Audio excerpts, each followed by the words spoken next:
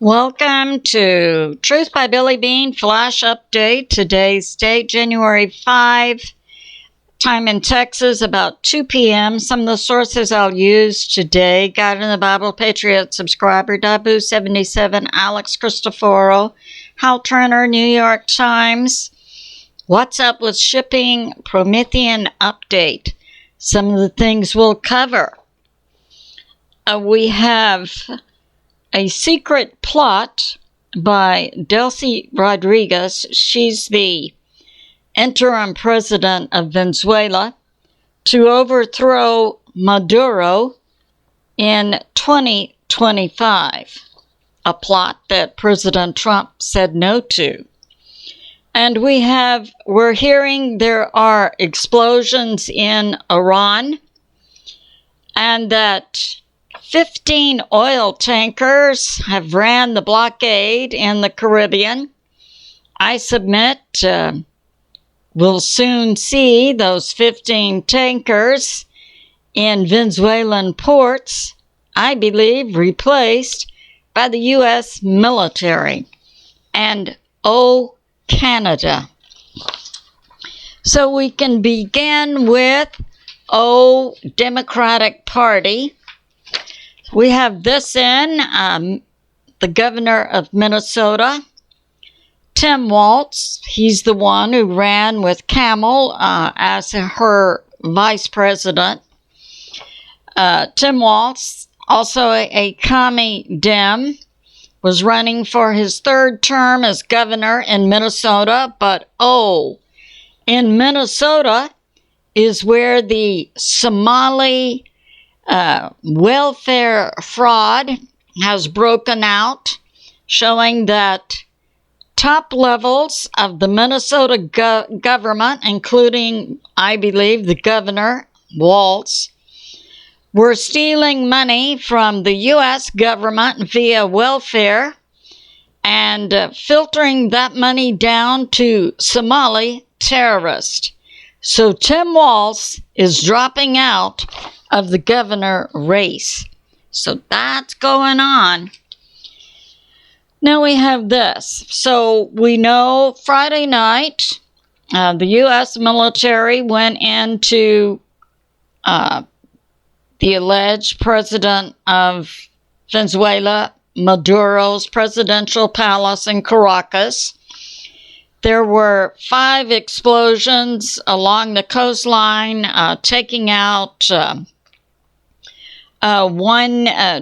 several military targets before the Army Delta Force came in to the presidential palace.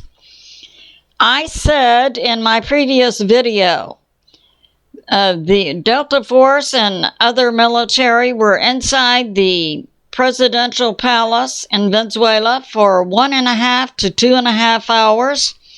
I said that there must be a lot of blood in the presidential palace. Now it's coming out that we had no deaths of U.S. troops. We had 2 U.S. troops who were wounded, but they're going to be okay. We understand those 2 woundings took place in other areas of Venezuela and not inside the presidential palace. However, inside the presidential palace, 100 people plus, and the number is climbing, met their death at the hands of the greatest military in the history of the world, the U.S. military. And that was Maduro's security, who were primarily Cuban and also from Iran. It's believed some IRGC were in there. And there were some some Venezuelan military who had decided not to cooperate with the U.S. and were inside the presidential palace to act as security. So before the U.S. military took Maduro, they killed 100 plus security. So, as I said, I believe there must be a lot of blood in that presidential palace, and so it is true. And not one U.S. military was killed or even wounded inside the presidential palace. So that's a mark of victory and a mark of competence for the high professionalism of the great U.S. military. And the numbers are being reported by Alex CHRISTEFEROU via the New York Times. So that's going on. And we have this. Yeah, more on Deli Rodriguez, the current interim leader of Venezuela. So it appears that Deli Rodriguez and her brother George were engaged in a coup attempt in 2025 and asked for a secret meeting in Doha, Qatar, with members of Qatar's leadership and government and a senior UAE royal. And the attempt between Rodriguez, her brother, and the Middle East, Qatar and the UAE were acting as a back channel to take this information from Rodriguez and to communicate then with President Trump.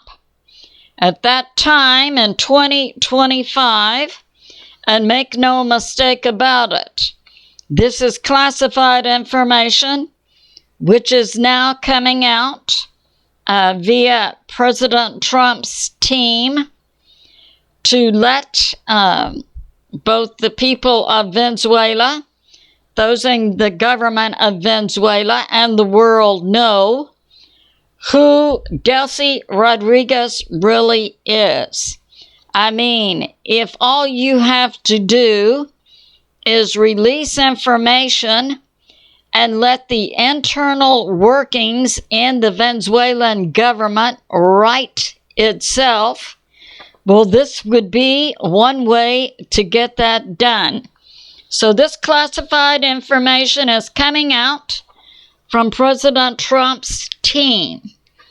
So Deli Rodriguez at that time put forth two proposals. One proposal was for Maduro to step down but remain in Venezuela, and for the U.S. to drop all criminal charges against Maduro, and for the U.S. To bring in U.S. oil companies into Venezuela to work the oil fields, and that Deli Rodriguez would then be in control of the country. President Trump rejected this proposal. Deli Rodriguez then made a second proposal that Deli Rodriguez would head up a transition government while Maduro went into exile in Qatar or Turkey, and that President Trump also rejected the second proposal. Now it comes out, President Trump's team is not only releasing this information via U.S. intel channels, but is also giving this information to Maduro, who was totally unaware of the secret meeting in Qatar and totally unaware of the coup attempt by Deli Rodriguez in 2025. So that's going on. I submit President Trump now is putting this information out and letting the Venezuelan government and people make their choices about Deli Rodriguez. So that's going on, and her brother George. Now what do we have going on in the Middle East? So we have some intel coming out, and this is via Hal Turner, that the U.S. State Department has sent an urgent message to Qatar, Oman, and Turkey, plus other members of the Middle East Gulf Cooperative Council. The urgent diplomatic message is President Trump urges them to send a message to the Ayatollah Khamenei's regime that Ayatollah, as I reported earlier, as far as we know, the Ayatollah Khamenei did take a plane and leave Iran. Possibly his plane has been delayed, or he's still making a decision. That's unknown. What we do know now is that Marco Rubio sent an urgent message to the Middle East Gulf Cooperative Council to send a message to Khamenei. Khamenei needs to get out of Iran so that there can be a change in government there, or face the same as Maduro faced. And this message came directly from the U.S. State Department to leading members in the Middle East. Khamenei, get out or face the same as Maduro. And we have this. Iran has been engaging in brutal actions against its people as its people protest a government that starves its people and also imposes harsh, brutal punishments on its people to keep them in line. The U.S. considers declassifying intel regarding the leaders in Iran. That's one option the U.S. has, to release intel they have on Khamenei, Pogosyan, and other leaders in Iran to the people of Iran and the people of the world. Also offering money rewards to target certain leaders in Iran of two groups, the Basij, B-A-S-I-J, and the IRGC. And so that's going on. And this information came out earliest January 5 to today, about 5 a.m. Eastern Standard Time. So President Trump is deadly serious. Also about regime change in Iran right now. And we have this. We have an unusual large number of U.S. military moving into the Middle East, as I reported in my previous video. And we have this. 3 times in the last week, Iran has tested their ICBMs. It's believed that the U.S. and Israel may hit Iran within 72 hours. We have this also. W77 reports that, yes, as I reported in my previous video, we have Night Stalkers going to the UK, believed to be going into Iran. Night Stalkers is a special forces U.S. military who come in on helicopters, Nighthawks, and Chinooks. And reports are coming out this afternoon that explosions are being heard in Iran.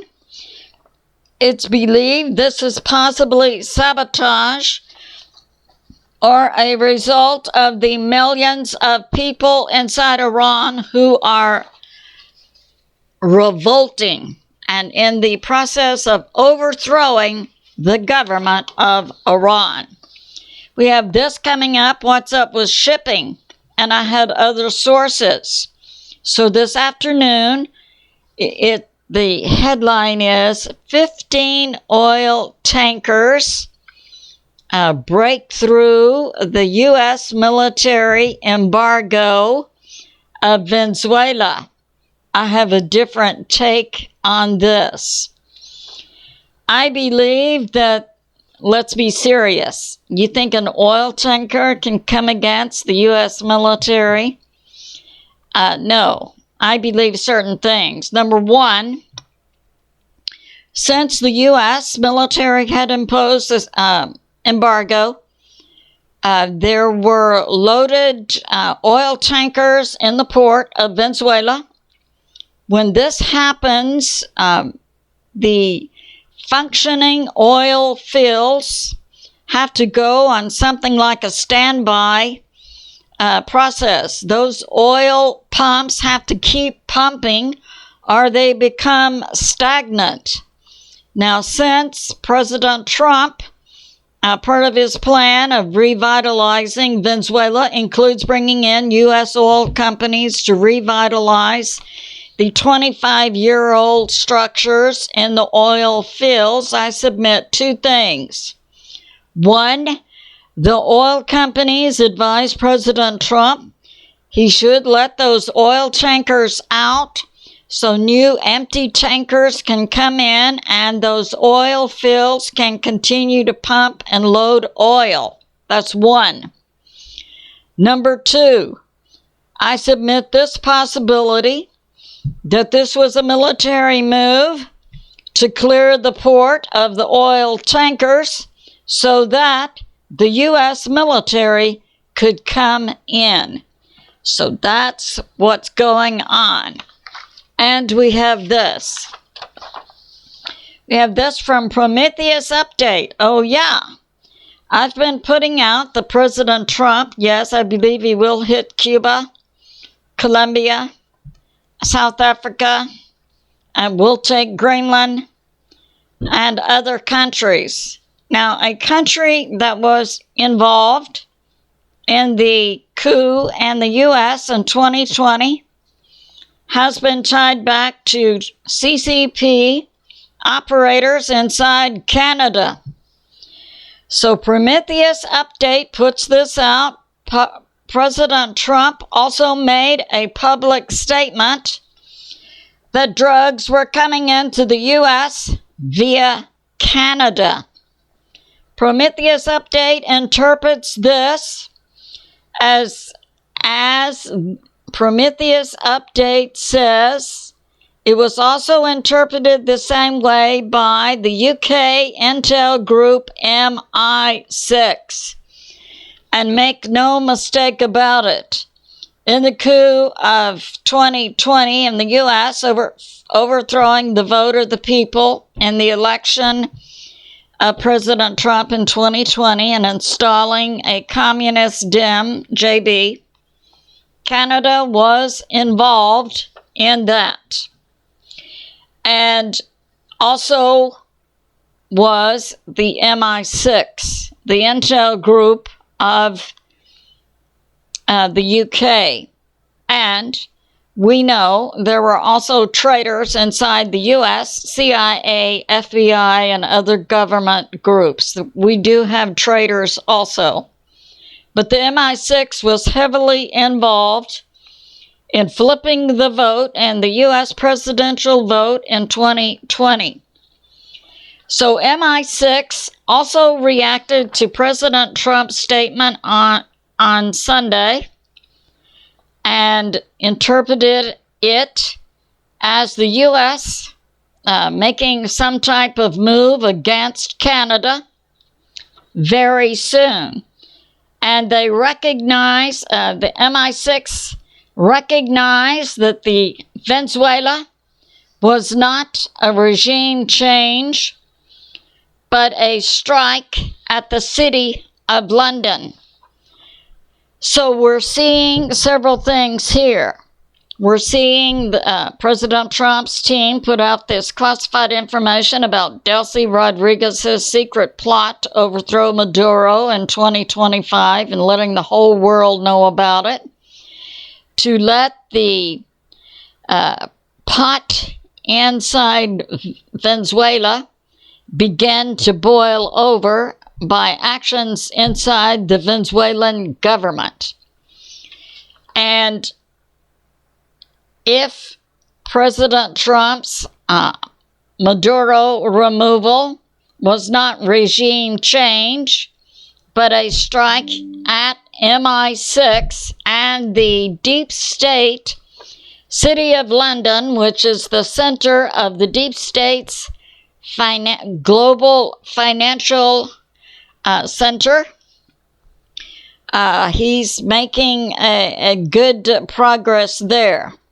We know also that Iran was involved in the presidential coup in the U.S. in 2020.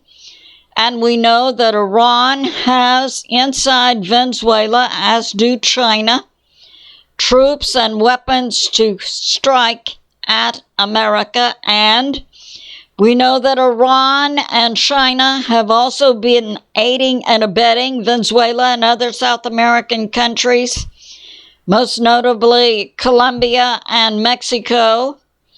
And the drugs and trafficking were also flowing through Canada.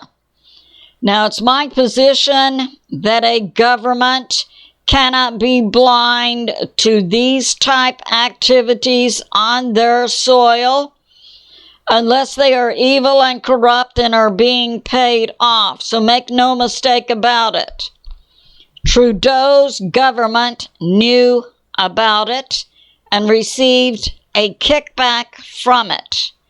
Now, the American people, with the backing of God, via the conduit of President Trump, is beginning to strike back at nations who have been intent on destroying America. So it's good to be in prayer for America, President Trump, the U.S. military, and world peace. I love you, and I'll see you soon.